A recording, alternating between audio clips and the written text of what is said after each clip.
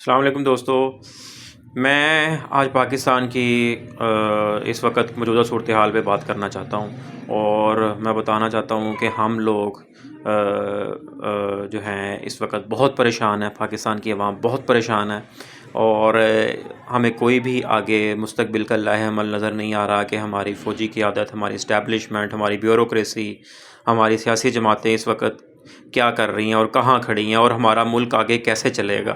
ٹھیک ہے، تو اس لیے ہم سب عوام پریشان ہیں۔ ٹھیک ہے، تو ہمیں کوئی نظر نہیں آ رہا کہ پاکستان کی آپ اکانومی کی طرف کسی نے توجہ دینی ہے۔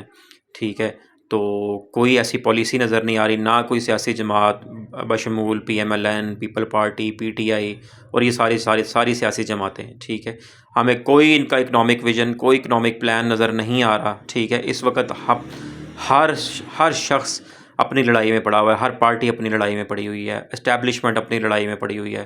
تو یہ وقت نہیں ہے کہ ہم لوگ ایک دوسرے کے ساتھ لڑیں، اس وقت ہمیں لیڈرشپ کی ضرورت ہے۔ ٹھیک ہے، تو اگر قوم نے مینڈیٹ PTI کو دیا ہے، عمران خان کو دیا ہے، تو ہمیں ایک نئے معاہدے کی ضرورت ہے، نئے عمرانی معاہدے، نئے سوشل کانٹریکٹ کی ضرورت ہے۔ ٹھیک ہے، جس میں ہمیں سب سے پہلے ایک ٹروتھ اینڈ ریکنسیلیشن کمیشن جو ساؤتھ افریقہ میں بنایا گیا، نیلسن منڈیلا نے بنایا تھا۔ ٹھیک ہے، جس میں ہر ادارہ، ہر سیاسی جماعت اپنی غلطی کو تسلیم کرے، ہر ادارہ، اس میں جوڈیشری بھی شامل ہے، اس میں ہماری فوج بھی شامل ہے، اس میں ہماری بیوروکریسی بھی شامل ہے، اور اس میں ہماری سیاسی جماعتیں بھی شامل ہیں۔ ٹھیک ہے، اور اس میں عوام بھی شامل ہے۔ ٹھیک ہے، تو یہ سب لوگ مل کے ایک معاہدہ کریں، ایک ٹروتھ اینڈ ریکنسیلیشن کمیشن بنائیں۔ ٹھیک ہے، اس میں ہر بندہ اپنی غلطی مانے کہ ہم نے یہ غلطی کی تھی۔ ٹھیک ہے، فوج نے جو 3 مارشل لاز لگائے، ہم نے غلطی کی تھی۔ ٹھیک ہے، فوج نے جتنی بھی غلطیاں کی ہیں وہ ساری غلطیاں مانیں اپنی۔ ٹھیک ہے، اور اس کے بعد سیاسی جماعتوں نے جو غلطیاں کی ہیں وہ بھی اپنی غلطیاں مانیں، عدلیہ بھی اپنی غلطی مانے، جو انہوں نے جسٹس منیر نے جو کیا، اور جو اپنا بھٹو کو پھانسی لگایا گیا۔ ٹھیک ہے، اور بھی مختلف اس قسم کے کافی کیسز ہیں۔ ٹھیک ہے، تو یہ ساری باتیں، ساری غلطیاں ہم مانیں۔ ٹھیک ہے، سیاسی جماعتیں بھی غلطی مانیں اپنی۔ ٹھیک ہے، اور ہم آگے بڑھیں۔ ٹھیک ہے، اس کے لیے ہمیں ایک کولیکٹیو ایفرٹ کی ضرورت ہے۔ تمام سیاسی جماعتیں مل کے، فوج کے ساتھ مل کے، اسٹیبلشمنٹ کے ساتھ، بیوروکریسی کے ساتھ مل کے اپنے ملک کو آگے بڑھائیں۔ ٹھیک ہے، ہمارا آگے کا لاہ عمل کیا ہے؟ ٹھیک ہے، اب مجھے نہیں نظر آ رہا، میں نے اب تک کسی سیاسی پارٹی کے منشور میں یہ بات نہیں دیکھی کہ وہ جناب ہماری پاکستان کی معیشت کا جو بیسک پرابلم ہے، وہ ابھی تک کسی نے اس کی طرف توجہ نہیں دلوائی، نہ وہ کسی نے اپنی منشور میں شامل کی ہے۔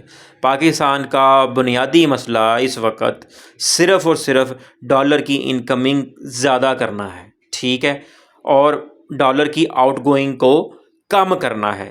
ٹھیک ہے، اور اس کے لیے آپ کو 4-5 طریقے سے کام کرنا پڑے گا۔ انکمنگ کو بڑھانے کے لیے آپ کو ایکسپورٹ کی طرف توجہ دینی پڑے گی، جتنی آپ کی ایکسپورٹ اورینٹیڈ انڈسٹری ہیں، ایکسپورٹ لیڈ انڈسٹریز ہیں۔ ٹھیک ہے، آپ کو ان کو سبسڈیز دینی پڑیں گی، آپ کو ان کو انٹرنیشنل کمپٹیٹیو ریٹس کے اوپر گیس اور الیکٹریسٹی دینی پڑے گی۔ ٹھیک ہے، ان کو را مٹیریل میں سہولتیں فراہم کرنی پڑیں گی۔ ٹھیک ہے، اس کے علاوہ آپ کو آتا ہے فورن ریمیٹنس، جس کی وجہ سے ڈالر کی انکمنگ آپ کی بڑھتی ہے۔ ٹھیک ہے، تو آپ کو ایک کمپریہنسو پالیسی بنانی پڑے گی کہ جناب ہم نے اپنے ملک میں ریمیٹنس کیسے بڑھانا ہے۔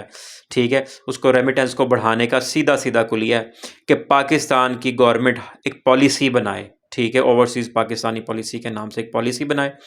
اس میں ہم سب سے پہلے پاکستان سے اپنا ٹیلنٹڈ، ٹیکنیکل، سکلڈ سٹاف باہر بھیجیں۔ اس وقت ہماری لیبر جاتی ہے، لیبر نے فار ایگزامپل 10 روپے کمانے ہیں، تو ٹیکنیکل سٹاف نے وہی 20 روپے کما لینے ہیں۔ ٹھیک ہے، تو پاکستان اپنے ملک سے انجینئرز، ڈاکٹرز، IT اسپیشلسٹ اور اس قسم کے لوگ جو ہیں، ٹھیک ہے، ان کو ٹرین کر کے، ان کو فیسیلیٹیٹ کر کے باہر ایکسپورٹ کرے۔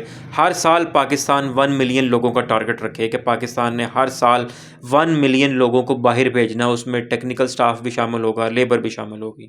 ٹھیک ہے، اور پھر آپ دیکھیے گا کہ پاکستان کی جو ہے ریمیٹنس وہ ہر سال 20-30% کے قریب کیسے نہیں بڑھتا۔ ٹھیک ہے، اور اس کے علاوہ آپ کو اوورسیز پاکستانی کو فیسیلیٹیٹ کرنا پڑے گا۔ اس کو آپ فیسیلیٹیٹ کیسے کریں گے؟ انہوں نے جیسے روشن ڈیجیٹل اکاؤنٹ ایک بنایا گیا اسٹیٹ بینک کی طرف سے، تو ہمیں ان کو فیسیلیٹیٹ کرنا پڑے گا تاکہ وہ باہر رہتے ہوئے آسانی سے پیمنٹس یہاں ٹرانسفر کر سکیں، ٹھیک ہے، اور وہ ود ان سیکنڈس ٹرانسفرز ہوں، چاہے جیسے اب ہو رہی ہیں، ٹھیک ہے، اور اوورسیز پاکستانی کو زیادہ سے زیادہ پاکستان میں پیسے بھیجنے کے مواقع فراہم کی جائیں، زیادہ سے زیادہ ان کو اٹریکشنز پیدا کی جائیں، ٹھیک ہے، جیسے ان کو آپ مختلف قسم کے جو ہاؤسنگ کے پروجیکٹس ہیں، ٹھیک ہے، وہاں آپ ان کو کہیں گے کہ جناب اگر ایک عام انسان کو وہ وہاں پلاٹ جو ہے 10 لاکھ کا مل رہا ہے تو آپ ان کو 9 لاکھ میں آفر کر سکتے ہیں، تو اس سے کیا ہوگا کہ آپ اوورسیز پاکستانی انویسٹمنٹ کریں گے اور وہ سیکیور جگہ کرنا گورنمنٹ کی ذمہ داری ہو، ٹھیک ہے۔ اور تیسرا، آپ فورن انویسٹمنٹ پر توجہ دیں، ٹھیک ہے، آپ کے ملک کے اندر فورن انویسٹمنٹ آنی چاہیے، اس کے ذریعے سے آپ کا جو ڈالر کی انکمنگ ہے وہ بڑھے گی، ٹھیک ہے۔ چوتھی چیز، آپ کو امپورٹ سبسٹیوشن کرنی پڑے گی، اللہ کے بندو، امپورٹ سبسٹیوشن، اس کو ورڈ کو سمجھو۔